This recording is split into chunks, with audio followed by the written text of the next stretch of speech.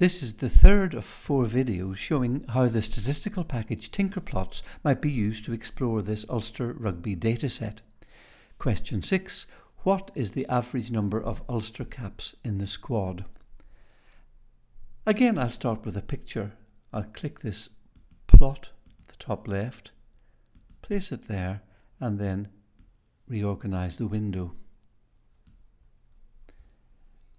I'll select the caps Ulster header and drag it onto the horizontal axis and let go. And then I'll pick any one of the dots and drag it to the right to create a more useful scale. And you can see straight away that the picture is very unbalanced. Let me just pick this drawing tool. On the right is a relatively small number of players with an extremely large number of caps, but bunched on the left are quite a large group of players who either have no caps or very few. The question asks for the average number. Let me deselect the drawing tool. There are 2 averages here. This one is the median and the triangular symbol is the mean. Let me click the median first, and you can see it shows up here as a little red symbol in between 40 and 50.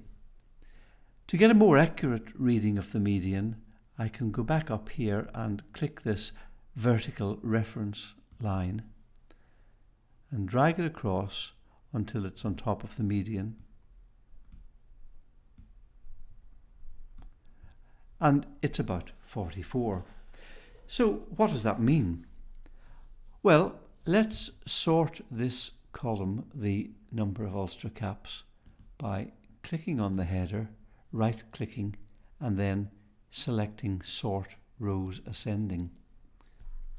There are 47 players, and the numbers in this column run from smallest to largest. So there's the smallest number, there's the largest number. The median is the value in the middle.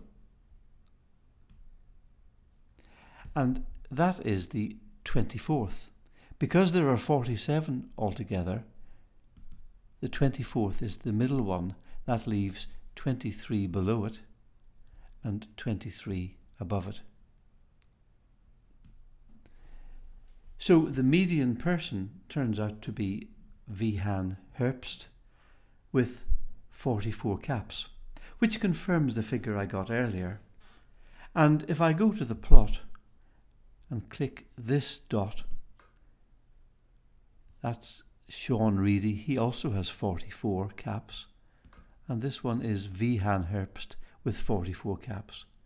And this is confirmed in the data card with 44 caps here.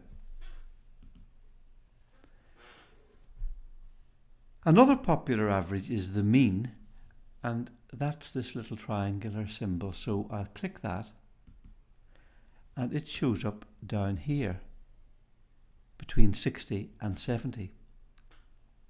And if I drag the vertical line across, you can get a more accurate reading. It's about slightly less than that, let's say. Whoops. Get it on it. There we go. 62.7 is about right. Now, why are these 2 averages, the median and the mean, so very different for this particular data set? Well, interesting question, but that's an investigation for another time. Next, question 7. Who are the tallest and the shortest players, and what position do they play? If I select the height column and drag the header onto the horizontal axis, let me remove the drawings so we can see what's going on. And I'll remove these vertical reference lines.